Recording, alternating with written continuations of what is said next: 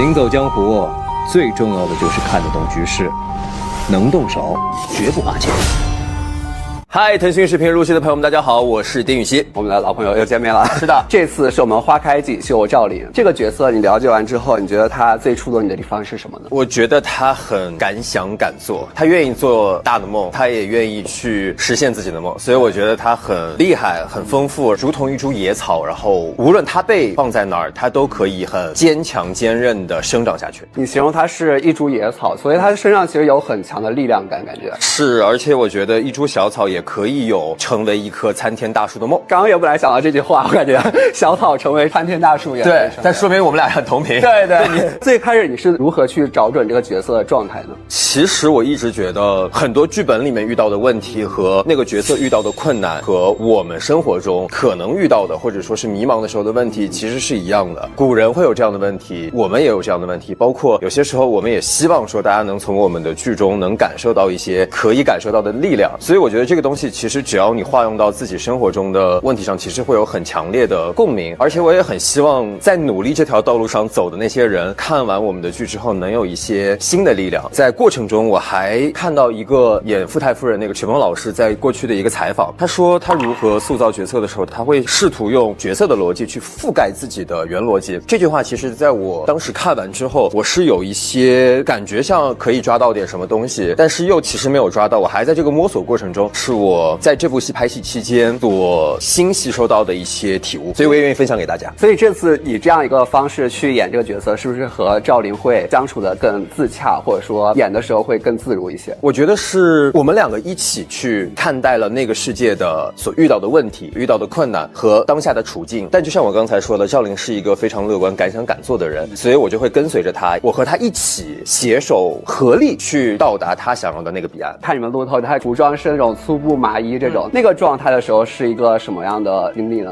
是她比較人物初期的時候，前期看劇本的時候，我覺得她並不是大家常接觸的王侯将相的出身，对，一上來就是金手指，或者說很好的一個人生，對我來說很不一樣。我也覺得希望陪着她和看着她從粗布麻衣到了她想去達的彼岸，再從那個彼岸我可以隨時喊停，再到她真正想要的那個終點，所以我就覺得是很不同於過往的一種嘗試。她把自己的人生其實活得非常精彩，會很感動，很精彩，但是同樣精彩也會伴隨着壓力吧。那拍攝到現在，你覺得對於她來說的高光名場面有沒有拍到呢？她最下定決心和厲害的那一下是，當她從一開始一直想要達到自己當時的她以為想要的那個彼岸的時候，她突然間發現這個彼岸並非是我真正想要的東西。在那一刻，她努力了這麼久達到她的那個彼岸之後，她可以下定決心說，這些東西我不要了，我要辭官，我不幹了，我要回去享受田園生活。這可能是最最本真的我，不是被各種大家的命運的洪流一直推到的那個我當時的趙琳以為的要的彼岸。她就是說我不要了這一切，我要去回到其實我真正內心的我想要的那個樣子。她做那個決定的那一刻，對於她的人生脈絡來說挺高光的，是對於我這麼去認識我這樣的一位趙琳這位朋友之後的，我很佩服她和我覺得很厲害的地方。剛剛聽你說下來，就是我覺得她到了這個高度之後，然後還勇於去放棄這一切，其實也是一個很勇敢的一個決定，敢於捨棄這些所謂的繁華也好，名利也好，然後最後回歸一個本心。對，但佩服的原因是因為想要成為。那她這一路的逆襲過程，她能夠成功的原因靠的是什麼？或者說她這種逆襲經歷有沒有讓你共鳴的地方？執行力，她解決問題的能力，看待問題的那個態度，我覺得是很值得去讓大家去感覺到的。因為我覺得面對困境，其實最快速走出困境的方式就是解決這個困境，而不是去自怨自艾。大家覺得逆襲仿佛是要一個非常大維度的峰值，比如說我從40分逆襲到80分才算成功。可是有些时候生活中不經意的從10分變成10.1，它也算是一種逆襲。只是現在我們會慣性的把逆襲仿佛就要變成很巨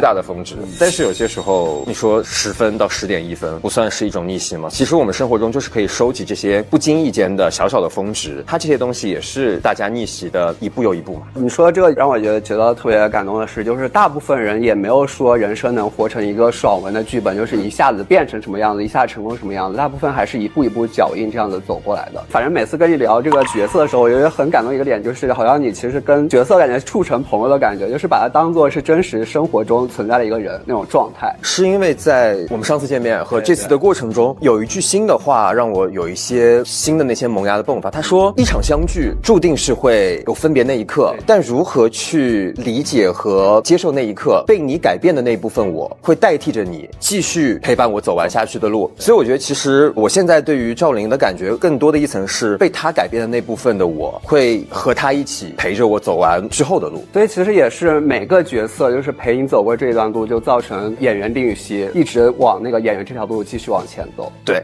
挑戰跨度這麼大的角色，有沒有什麼挑戰呢？对于你来说，我其實關起門來，我自己回家之後會有一個對自己的復盤。這個角色對於我來說，要面對很多不同的身份的人，不同階層的人，不同關係遠近的人，他這樣的一個角色就會有不同的態度的表達。而我關起門來之後，我就會反問我自己說，這個態度是不是能和諧統一？它得是屬於這個人的這個表達，而不是刻板印象裡的這個表達，而是獨屬於這個人的性格的表達。所以我就在想說，會不會形成他的性格統一？這個是我很實際的一個會問自己和我要去做及時調整和反思的那根麻繩。所以每天就是自己拍完戲之後，或者說獨處的時候，也會去復盤自己的一個表演。大家都會在做這樣的事情，因為就每天進步0.1都是一種成功。這次趙琳還有鬍子的造型嘛？第一次看到自己扮上這種鬍子造型，感覺怎麼樣？是一個很新鮮的東西，希望給觀眾看到一些新鮮事物的嘗試上，就是會有舉步維艱和攜手並進的一個過程。想要給大家帶來新鮮感的同時，就會要同樣承擔可能會帶來不確定的擔憂。但是後來我們就跟劇組的同仁們一塊就嘗試了很多種的鬍子，嘗試了很多種的方式，嘗試了很多種的階段性表達，然後最後才確定下來這樣子一個這一段人物階段的存在。大家還是抱以非常期待的心態，想得到大家的反饋，希望也是一個非常大膽且就是很值得的一個嘗試，很新的一次不一樣的感覺。每次演完角色之後，好像經常會留一些和角色或者劇相關的紀念品。那這次如果說殺青之後要選擇一樣東西留下來的話，你會選擇什麼呢？就是他當時決定說我不幹了，那個手串，他把皇上賜予他身份的那個手串還給了皇上。我想把那個留下來，是因為就像我剛才說的，其實前20-30年大家努力想要達到彼岸的那個階段，很難去放下，或者說是做一些勇敢的選擇。但是這不代表說我們未來不會這麼做到，所以我就想留下那個手串。一方面是這個角色當時這個選擇給了我一個非常欣慰和佩服的一個決定，其次就是希望我未來的某一天也能有這樣的勇氣和信心。在現在的生活中，就是勇於放棄一些可能看起来重要，但其實自己並不是真正想要的東西嘛。其實這個東西對我們來說是一個非常不可思議和很難去思考的東西，並不代表你的人生中未來的某一天不會有這樣的一瞬間。所以我覺得對於現在的我們來說，會是一個思考的問題，甚至对我們來說，甚至都不會去变成一個我們需要去思考的問題。未來的時候，如果真的遇到這樣的一個問題的話，或許這位朋友就會出來跟我進行一些探討。那今年其實一直以來也保持着很高強度的一個工作節奏嘛，而且在高強度的工作節奏下，你是如何保持自己的高能量呢？我的能量有些時候也會有波動和弱的時候，我覺得這是人生很正常的態度。但是後來我發現了一個小小的值得思考的問題。有一段時間我的工作夥伴們很心疼我，他說，哎呀，你真的太累了，你真的很辛苦。但是逐漸我好像發現，我聽完這些話之後，我的能量好像就減弱了。我發現日子一天天過，你工作一天天完成，但你抱着一個我好累我來完成工作的心態，和我並沒有意識到這個事兒而完成工作的心態，其實是兩種不同的能量。並不要去讓自己覺得說我好累，就你要摒棄掉別人覺得你好辛苦這些東西，你會有一個非常基礎的能量，在外人看來或許可能會覺得你是高能量。所以就是不要去太覺得工作好像很辛苦，你只要知道今天我要解決的是什麼東西，今天我要完成的是什麼東西，其實是自己的一個心理暗示，給自己一個積極的心理去暗示自己我一定可以做好，甚至不要去思考說要給自己什麼樣的東西，而是你不去思考這件事情就已經是個最基礎的彼岸了。就實際上確實工作就節奏會很強，或者工作量很大，那會有過想給自己放個假，或者說稍微放鬆一下的時候嗎？工作是有序的，我所謂的放假就是无序。舉個例子，就比如說工作的時候大家都要出門，那我給自己放假不工作的那一天，我是不是就可以選擇得我就是不出門。我工作的时候可能得早睡，因为得保证第二天工作状态好。那如果我第二天不工作的话，那我是不是就是可以熬我想熬的夜？那就是一个适合我的放假。所以一定要是一段工作结束之後，我才有辦法給自己放假嗎？並不是，而是我自洽了我自己工作和放假的那個配比，一切就會變得非常的明朗。25年其實也沒剩幾個月了嘛，現在已經是10月份了。對，那回溯一下的話，你覺得這10個月來自己最大的收穫是什麼呢？很好的一點就是我好像逐漸讓自己的有序和無序的那個邊界會非常的清晰了。以前可能那個邊界會有一些毛邊，或者說是彼此打架的那個可能性，但是現在我就發現我無序和有序的那個比重，可能有序會有，但無序也不形成衝突。這個東西是我還蠻感慨的一部分。但這件事兒也很奇妙，是因為其實這一年過來，這將近10個月，我並沒有去反思和思考過，或者說是我因為想要這個樣子而去往那個方向走，反而是因為有了這個問題之後，我才會去想說，哎，那我這一年總結下來的這10個月的收穫會有什麼樣的？我覺得這個東西可能是一個比較之前表達那些收穫之外的一個額外讓我想到的事情。